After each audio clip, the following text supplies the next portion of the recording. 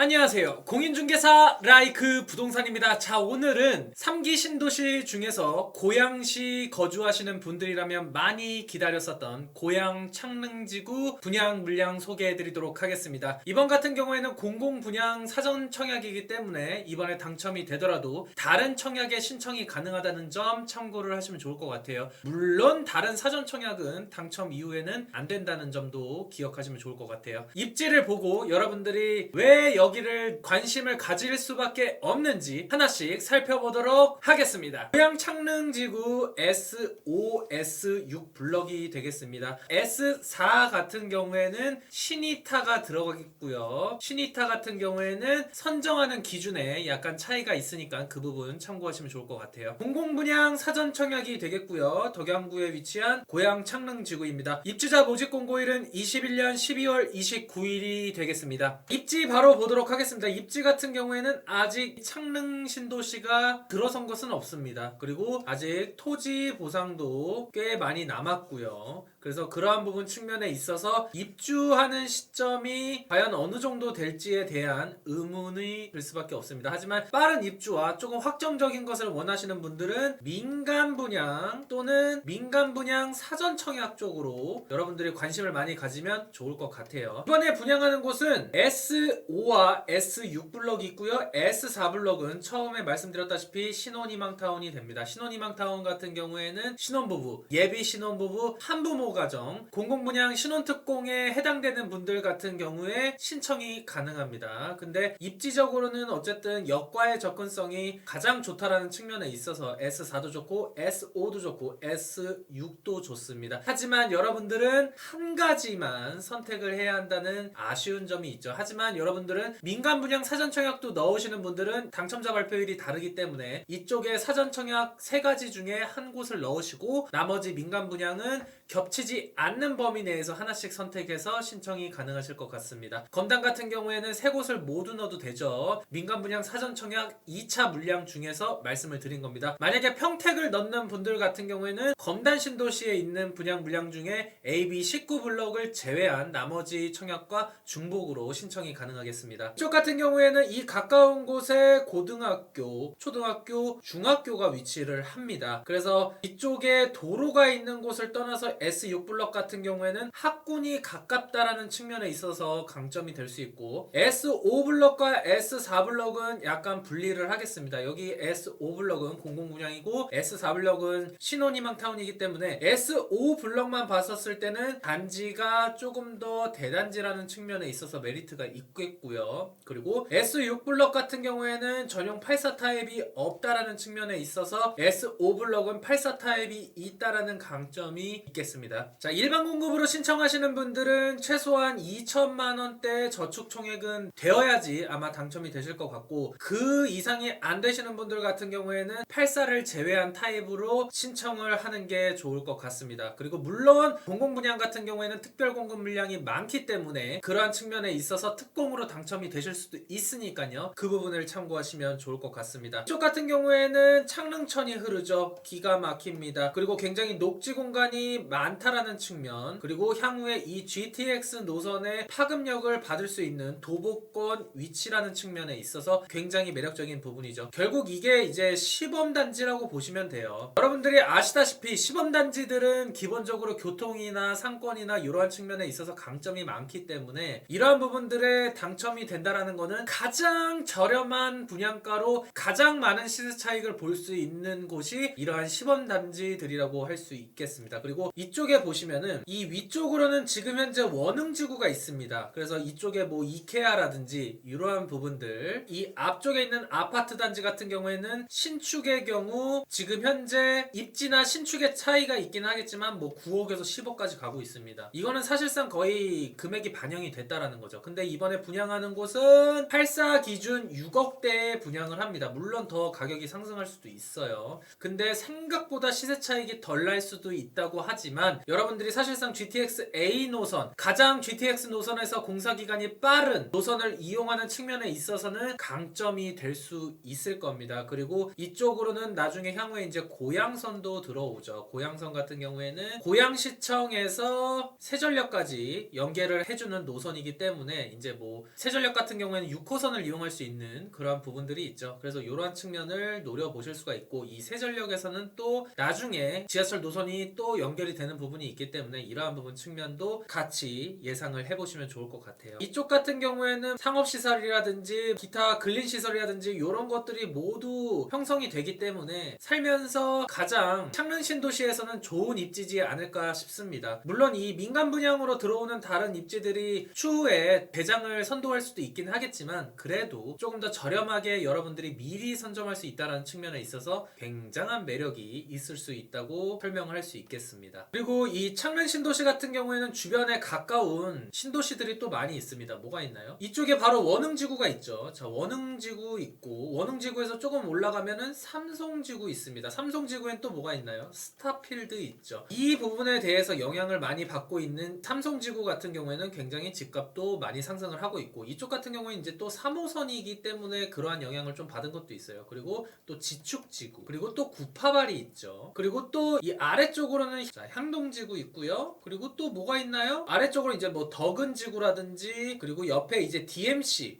이제 수색중산 뉴타운이라든지 이러한 부분들, 그 옆으로는 뭐 이제 가재울 뉴타운도 있죠. 자, 이러한 뉴타운들이 서울의 끝자락이라고 여겨졌던 그러한 입지들이 이러한 택지지구들로 연결이 되어진다. 그러한 측면에 있어서도 이 교통의 핵심인 GTX A 노선의 접근성이 좋은, 거의 서울과 맞닿아 있는 덕양구라는 이점에 의해서 이러한 고양 창릉지구는 분명히 앞으로도 많은 관심을 받을 거라고 예상이 됩니다. 이번에 공공분양으로 끝나기는 하지만 민간 분양이라든지 이러한 것들이 된다고 하면은 더 많은 인기를 얻을 것 같습니다. 다만 시간이 문제가 되겠죠. 시간. 자, 민간 분양은 언제 할지도 모르겠습니다. 솔직히 공공분양도 사실 언제 입주할지도 솔직히 예상하기가 너무 힘들고요. 본청약 시점까지는 대략적으로 25년까지로 이제 이야기가 나오긴 했지만 이제 입주가 언제냐, 이러한 부분에 대해서는 굉장히 의문이 될 수 있죠. 최소 3년에서 4년 정도 사이가 본청약까지 걸린다는 거예요. 근데 이제 최근에 지금 평택 같은 경우에는 거의 1년에서 2년 사이 내에 입주가 가능한 정도인 사전청약도 있는가 반면에 늦어도 3년에서 4년 사이에 입주를 한다는 거죠. 근데 본청약이 3년에서 4년이고 여기에서 건설이 되는 기간까지 따진다고 하면은 진짜 10년이 되지 말라는 법이 없습니다. 왜냐면은 하남 가밀지구가 거의 그러한 이유가 있었죠. 그래서 그런 것들을 고려를 한다면 조금 안정적이게 주거를 확보하기 위한 분들 같은 경우에는 민간 분양 쪽 보시면 좋을 것 같아요. 그리고 여기 같은 경우에는 추후에 이 여기 생기는 중점으로 해서 뭐 BRT 노선으로 뭐 구파발역 이쪽 같은 경우에는 이제 은평 뉴타운이 가까운 곳에 있죠. 은평 뉴타운 여기 지축, 그리고 삼성 원흥이 있고요. 그리고 아까 말했던 덕은지구나 향동지구는 이쪽에 있습니다. 그리고 이 옆쪽 기준으로 해서는 이제 DMC 뉴타운이라든지 이러한 곳이 있죠. 그래서 이러한 것들을 고려했을 때 파랗게 두껍게 있는 게 고양선입니다. 그래서 세전력까지 고양시청이 연결이 된다. 그리고 이쪽에 대곡역이 지나가는 노선이 GTX 노선이 된다. 그래서 이러한 부분들은 추후에 조금 변경이 될 수도 있지만 어쨌든 이러한 BRT 노선은 화전역 같은 경우에는 뭐가 있죠? 경의중앙선 있죠. 경의중앙. 그래서 이러한 경의중앙선 이용할 수 있고 3호선 이용할 수 있는 부분 측면에 있어서도 좋아질 수 있다. 그러니까 지금 현재 분양가가 나중에 분양가 기준으로 했었을 때는 굉장히 좋은 분양가다라고 판단을 하시면 될 것 같습니다. 주변 시세 보겠습니다. 이번에 분양하는 곳이 대략 이쪽입니다. 근데 이쪽에 위치한 1번 고양 원흥 호반 베르디움 5단지가 11월에 8억 9천에 거래가 됐고 지금 현재 9억 5천에서 11억 거래가 되고 있습니다. 여기는 뭐 이케아도 있고 그리고 가까운 곳에 학군도 있고 무엇보다도 사실상의 GTX 노선의 영향을 직접적으로 받으면서 많은 가격 상승이 되었다라고 보시면 될 것 같죠. 그리고 원흥 동일 스위트 7단지 같은 경우에는 34평형 10억 5천만 원. 저희 같은 경우는 연차가 조금 차이 나요. 그래서 연차만큼의 금액이 차이 났다. 그리고 또 역과의 접근성이 좀 영향을 받았다라고 보시면 될 것 같고 호가는 10억 5천에서 11억. 그리고 이번에 S5블럭 같은 경우에는 35평형 6억 7,300만 원. 평당가 1,923만 원입니다. 그러니까 거의 절반 가격이에요. 그냥 한 60-70%의 가격. 그러니까 이러한 부분에서는 여러분들이 주저할 이유가 없다라고 보시면 될 것 같습니다. 그리고 일반 공급 하시는 분들은 아까 말씀드렸던 말씀드렸다시피 거의 2천만 원 넘지 않으면 84 타입은 조금 어려울 수 있으니까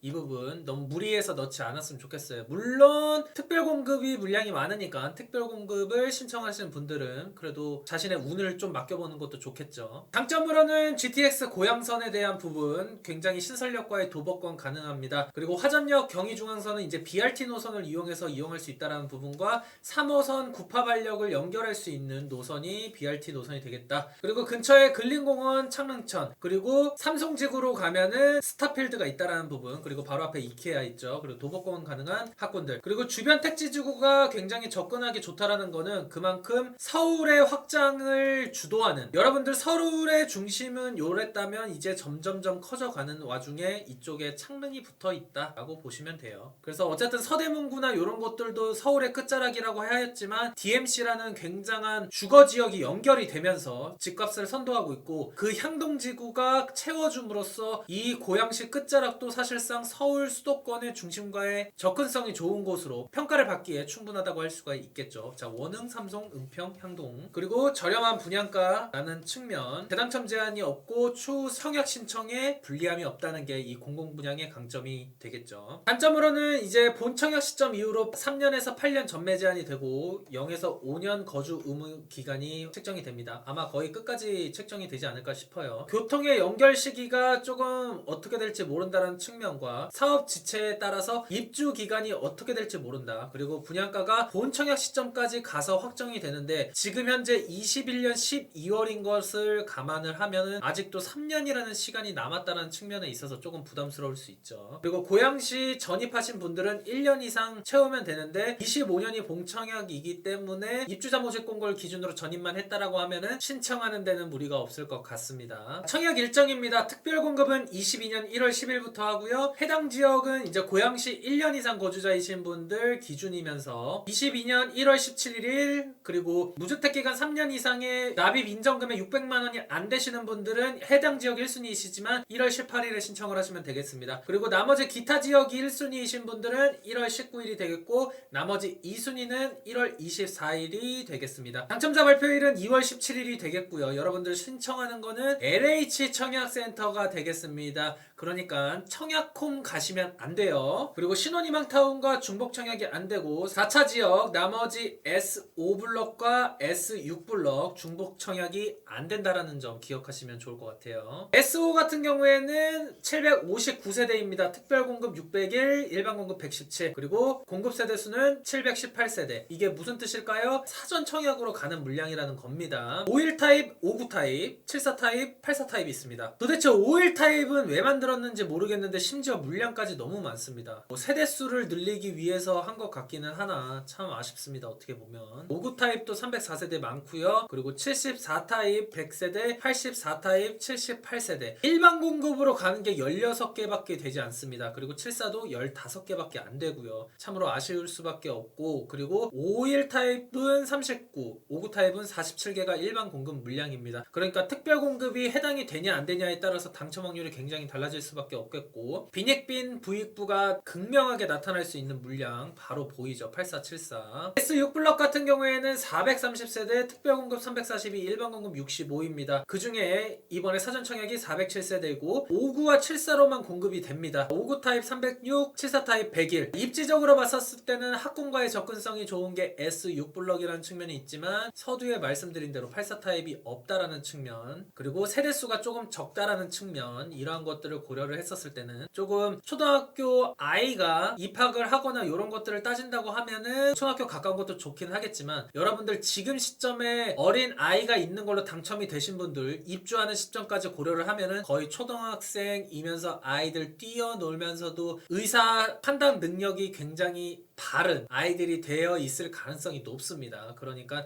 어떻게 보면 대단지라는 측면이라든지 이러한 부분들이 향후에 조금 더 강점이 될 수도 있으니까 그러한 부분들 참고를 하시면 좋을 것 같아요. 일반 공급은 청약 과열 지역입니다. 세대주요권 통장 2년 이상의 24회 이상 납입 필요하고요. 고양시 1년 이상 거주자 30%, 그리고 25년 1월까지 해서 1년 이상 채울 수 있는 분들은 30% 우선 공급 신청하시면 돼요. 대부분 할 수 있겠죠. 경기도 6개월 이상 거주자이신 분들은 20% 여기에 넣으시면 되고 나머지 수도권 50% 넣으면 됩니다. 동순위 경쟁 시에는 3년 이상 무주택 구성원이면서 저축 총액 많은 순으로 당첨자를 선정을 하는데 74나 84 같은 경우에는 자산과 소득 기준이 미적용이 됩니다. 일반 공급 시에만요. 대신에 나머지 특별 공급에는 자산 소득 적용이 되니까요. 착오 없으셨으면 좋겠습니다. 그리고 전매 제한 기간은 아까 말씀드렸고요. 본청약 시점 한 번 더 체크하시면 좋을 것 같아요. 특별 공급은 다자녀 신혼부부, 노부모부양 생애 최초 있고요. 세대 원 조건이 필요한 이 두 가지, 그리고 이 신혼부부 특별 공급 같은 경우에는 자녀 공급 추첨이 조금 있는 부분이 있기는 하죠. 근데 이것도 사실상 1순위가 조금 더 우선한다는 측면에 있어서 조금 아쉬울 수가 있습니다. 예비 신혼부부이거나 자녀가 없으신 분들 같은 경우에는. 그리고 소득 기준이 조금 낮으신 분들은 조금 더 우선해서 당첨이 될 수 있다라는 부분. 그리고 노부모 부양과 생애 최초는 세대 주요건이 필요합니다. 그리고 생애 최초 같은 경우에는 여러분들이 5개년도 소득세 납부 실적과 근로자이거나 사업자이셔야지 됩니다. 하지만 최근 1년 이내에 소득세 납부 실적이 있는 분들은 신청이 가능하고요. 그리고 청약통장 600만원 이상이 돼야 됩니다. 600만원 없으신 분들은 일시 납입으로 채우셔도 되는데 입주자 모집 공고일 기준으로 되어 있으셔야 한다는 점 착오 없으셔야지 되겠습니다. 소득 기준표 여기 남겨드립니다. 자, 일반 공급에서는 74, 84는 제외된다는 점 일반 공급에서요. 그리고 부동산, 자동차, 그리고 소득 기준 봤었을 때 이제 신혼부부 특별 공급 같은 경우엔 70%, 30% 공급이 나눠져도 되는데 소득 기준에 따라서 차이가 있다라는 점. 생애 최초도 70%, 30% 여기 기준에 따라서 나눠진다라는 점 참고를 하시면 좋을 것 같습니다. 자, 여길 보면서 아마 이런 이야기 하실 겁니다. 1인 가구 되는 거 아니었나요? 소득 초과 되는 거 아니었나요? 하시지만 아쉽게도 이 부분은 민간 분양 신청 시에 적용이 된다라는 점 기억을 해주시면 좋을 것 같습니다. 민간 분양 같은 경우에는 사전 청약도 마찬가지입니다. 그래서 그러한 부분들 조금 뭐 제약이 있는 1인 가구도 있긴 하지만 그래도 여러분들이 그러한 부분들 구분해서 기억을 하시면 좋을 것 같아요. 오늘 고양 창릉지구 처음으로 나오는 사전 청약 물량 소개해드렸습니다. 분명히 장점과 단점이 명확합니다. 하지만 좋은 입지를 선점하고 있는 상태에서 다른 청약을 노려볼 수 있다라는 점도 충분히 매력적이기 때문에 여러분들이 주저할 이유가 없다라고 생각이 듭니다. 오늘 청약 정보를 들으면서 분명히 어려운 부분이 많을 거라고 생각이 됩니다. 그런 분들 같은 경우에는 카카오톡 아이디 추가해서 영자 버튼 누르고 라이크 부동산 치신 다음에 유료 상담 신청하시면 될 것 같습니다. 끝으로 나가시기 전에 구독과 좋아요, 알림 설정 부탁해요.